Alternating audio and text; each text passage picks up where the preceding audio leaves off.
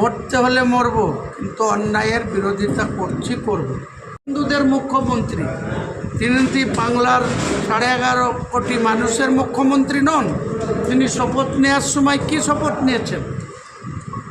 তিনি আজকে প্রকাশ্য বলছেন যে আমার পুলিশকে আমি সিকিউরিটি দেব, পুলিশ দাদাগিরি করে বেড়াবে। গতকাল কাঁদিতে একজন মুসলিম, সেটাও আমাদের মুসলিম বলতেও আমাদের নিজেদের ঘৃণা হয়, লজ্জা হয়।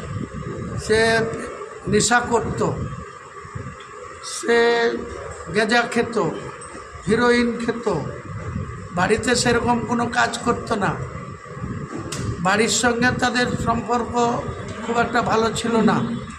তাকে কালকে কাঁদি থানার টাউন ওসি অ্যারেস্ট করে এনে পিটিয়ে মেরে দিল। কোন নিয়মে আছে? ব্রিটিশে এরকম হয়েছে? বর্তমান পুলিশ মন্ত্রী বুক চিতিয়ে বলছে আমার পুলিশ যা করবে আমি পুলিশকে সাপোর্ট দেব।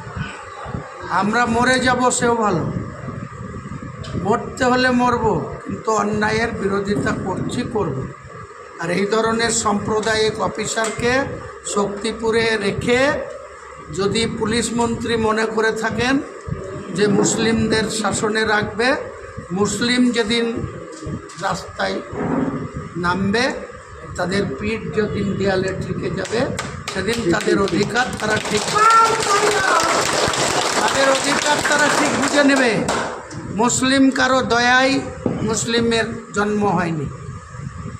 যে মুখ্যমন্ত্রী এত দাম্ভিকতা দেখাচ্ছেন, তার যে সৃষ্টিকর্তা মুসলিমদেরও সেই সৃষ্টিকর্তা।